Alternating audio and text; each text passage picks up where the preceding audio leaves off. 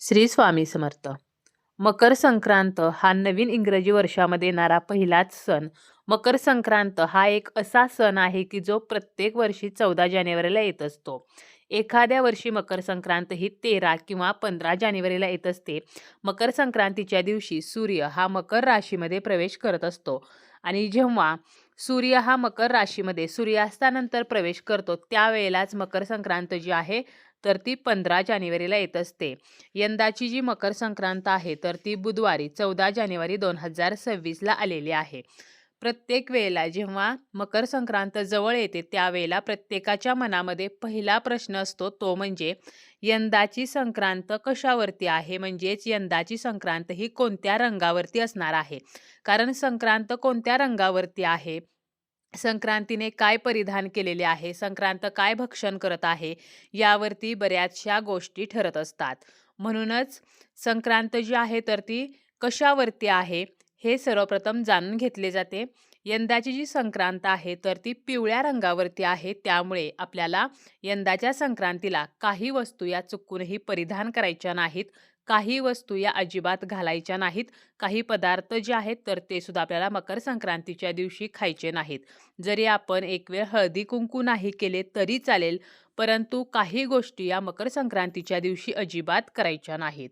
श्री शके 1947ची मकर संक्रांती बुधवार दिनांक 14 जानेवारी 2026 म्हणजे शके 1947 पौष कृष्ण 11 रोजी दुपारी 3:06 सूर्य मकर राशीत प्रवेश करत आहे. संक्रांतीचा पुण्यकाल हा बुधवार दिनांक 14 जानेवारी 2026 दुपारी 3:06 पासून ते सूर्यास्तापर्यंत असणार आहे. सूर्याचे मकर संक्रमण हे बालवकर्णावर होत असल्याने वाहन वाघ असून उपवाहन घोडा आहे. संक्रांतीने पिवळे वस्त्र परिधान केले आहे. हातामध्ये गदा घेतलेली आहे. केशराचा टिळा लावलेला आहे. वयाने कुमारी असून बसलेली आहे. वासाकरता जाईचे फूल घेतलेले असून पायस भक्षण करीत आहे. सर्पजाती आहे. भूषणार्थ मोती धारण केले आहे. वार नाव व नक्षत्र नाव मंदाकिनी असून सामुदाय मुहूर्त 30 आहेत. पूर्वेकडून पश्चिमेला जात आहे व वायव्य दिशेला पाहत आहे. संक्रांतीचे फळ. संक्रांतीने ज्या वस्तू परिधान केल्या आहेत त्या वस्तू महाग होतील. संक्रांती जेथून आली आहे तेथील जनतेला सुख प्राप्त होईल. पर्वकाळात द्यावयाचे दान. नवे भांडे, गाईला घास, अन्न, तिळपात्र, गूळ, तीळ, सोने, भूमी, गाय, वस्त्र, घोडा इत्यादी यथाशक्ती दान करावे. संक्रांतीच्या दिवशी वर्ज्य कामे, दात घासणे, कठोर बोलणे, गवत व वृक्ष तोडणे, गाई म्हशीची धार काढणे ही कामे वर्ज्य करायची आहेत. अशी ही मकर संक्रांत यंदा पिवळ्या रंगावर आहे. कारण संक्रांतीने पिवळ्या रंगाचे वस्त्र परिधान केलेले आहे. त्यामुळे यंदाच्या संक्रांतीला आपल्याला पिवळ्या रंगाचे वस्त्र परिधान करायचे नाही. पिवळ्या रंगाचा ड्रेस असेल, पिवळ्या रंगाची साडी असेल किंवा पुरुषांनी सुद्धा पिवळ्या रंगाचे कपडे परिधान करायचे नाहीत. लहान जी मुले आहेत तर त्यांना सुद्धा पिवळ्या रंगाचे कपडे हे या दिवशी अजिबात घालायचे नाहीत. पिवळा रंग हा पूर्णपणे आपल्याला वर्ज्य करायचा आहे. पिवळ्या रंगाची जी साडी आहे तर ती आपल्याला चुकूनही नेसायची नाही. त्याऐवजी आपण लाल रंगाची साडी नेसू शकतो. कारण लाल रंग हा शुभ रंग आहे.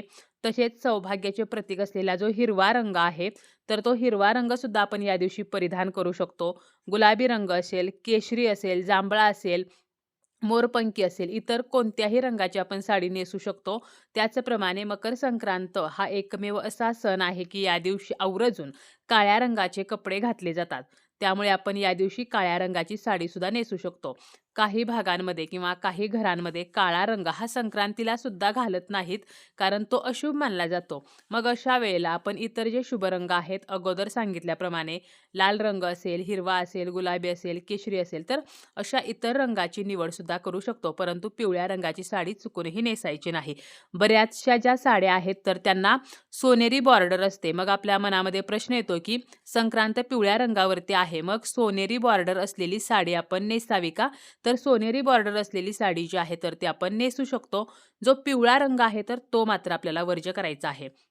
आता संक्रांत पिवळ्या रंगावरती आहे, मग आपण सोन्याचे दागिने घालायचे का? कारण ते सुद्धा पिवळ्या रंगाचे आहेत. त्याचप्रमाणे आपण जो ववसा पुजतो त्यामध्ये हळकुंडाचा वापर करायचा का?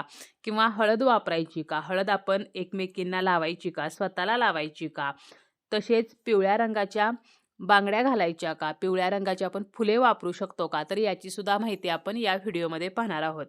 जे सोन्याचे दागिने आहेत तर ते आपण घालू शकतो. कारण सर्वात महत्त्वाचं म्हणजे संक्रांत ज्या रंगावरती असते म्हणजे संक्रांतीने जे वस्त्र परिधान केलेले आहे तर ते वस्त्र फक्त आपण परिधान करायचे नाही. त्यामुळे आपण सोन्याचे जे दागिने आहेत तर ते घालू शकतो. परंतु आपण हातामध्ये ज्या बांगड्या घालतो तर त्या हिरव्याच रंगाच्या बांगड्या मकर संक्रांतीला घालायच्या आहेत. हिरवा रंग सौभाग्याचे प्रतीक आहे आणि हिरव्या रंगाच्या मध्ये आपण सोन्याच्या किंवा मेटलच्या बांगड्या घालू शकतो. परंतु आपल्याला पिवळ्या रंगाच्या काचेच्या बांगड्या घालणे टाळायचे आहे. कारण संक्रांत पिवळ्या रंगावरती आहे किंवा काही भागांमध्ये पिवळ्या रंगाची फक्त साडी नेसली जात नाही, बांगड्या वगैरे घालतात. आपल्या पद्धतीनुसार आपल्याला करायचं आहे. परंतु पिवळ्या रंगावरती संक्रांत असल्याने आपल्याला काचेच्या पिवळ्या बांगड्या घालणे टाळायचे आहे. फक्त आपल्याला हिरव्या रंगाच्या काचेच्या बांगड्या घालायच्या आहेत आणि काचेच्याच बांगड्या घालायच्या आहेत. कारण काचेच्या बांगड्या घालणे हे अत्यंत शुभ मानले जाते. त्याचप्रमाणे मकर संक्रांतीला लाखेचा चुडा हातामध्ये घालण्याला सुद्धा महत्त्व आहे. तसेच आता पूजेमध्ये आपण हळदीचा वापर करायचा का? किंवा ववसा जो आपण पुसतो तर यामध्ये हळकुंडाचा वापर करायचा का? तर आपण ववशामध्ये हळकुंड वापरायचा आहे. एकमेकींना आपण हळद लावू शकतो. पूजेमध्ये सुद्धा आपण हळदीचा वापर करू शकतो. आपण केसामध्ये पिवळ्या रंगाची फुले घालणे तर हे आपल्याला टाळायचं आहे. पिवळ्या रंगाची फुले म्हणजे पिवळी शेवंती असेल किंवा सोनचाफा असेल तर अशी फुले आपल्याला वापरायची नाहीत. पूजेमध्ये सुद्धा पिवळी फुले वापरणे आपल्याला वर्ज्य करायचं आहे. त्याचप्रमाणे यंदाची जी संक्रांत आहे तर तिने वासाकरता जाईचे फूल घेतलेले आहे. त्यामुळे जाईचा गजरा केसामध्ये घालणे तर हे आपल्याला प्रामुख्याने टाळायचं आहे. त्याऐवजी आपण अबोलीच्या फुलांचा गजरा किंवा मोगऱ्याच्या फुलांचा गजरा जो आहे तर तो वापरू शकतो.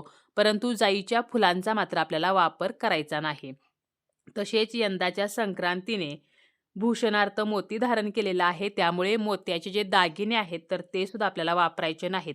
मोत्याच्या बांगड्या असतील किंवा मोत्याचं गळ्यातलं असेल, कोणताही मोत्याचा दागिना जर असेल तर तो आपल्याला यंदाच्या संक्रांतीला अजिबात परिधान करायचा नाही. त्याऐवजी अगोदर सांगितल्याप्रमाणे आपण सोन्याचे दागिने किंवा इतर जी ज्वेलरी आहे तर ती परिधान करू शकतो. परंतु मोत्याचे दागिने मात्र आपल्याला वापरायचे नाहीत. तसेच यंदाची जी संक्रांत आहे तर ती पायस भक्षण करत आहे. पायस म्हणजे काय तर खीर. त्यामुळे या संक्रांतीच्या दिवशी आपल्याला खीर जी आहे तर ती अजिबात खायची नाही. आता मग प्रश्न असा पडतो की मकर संक्रांतीपासून आपण रथसप्तमीपर्यंत हळदी कुंकू करतो तर हे सर्व नियम आपल्याला फक्त मकर संक्रांतीच्या दिवशी पाळायचे आहेत की इतर दिवशी सुद्धा पाळायचे आहेत? तर हे जे नियम आहेत तर ते प्रामुख्याने मकर संक्रांतीच्या दिवसासाठी लागू होत असतात. परंतु काही भागांमध्ये रथसप्तमीपर्यंत हे नियम पाळले जातात तर काही भागांमध्ये संक्रांतीचा जो 3 दिवसांचा सण आहे म्हणजे भोगी, संक्रांत, किंक्रांत तर हे 3 दिवस हे नियम पाळले जातात. तर आपल्या भागानुसार आपल्याला हे नियम पाळायचे आहेत. आपल्याकडे जर 3 दिवस पाळत असतील तर 3 दिवस, रथसप्तमीपर्यंत पाळत असतील तर रथसप्तमीपर्यंत आणि जर फक्त संक्रांतीच्या दिवशी पाळत असतील तर फक्त संक्रांतीच्या दिवशी. परंतु हे जे नियम आहेत तर ते फक्त संक्रांतीच्या दिवशी म्हणजे 14 जानेवारीलाच लागू होत आहेत.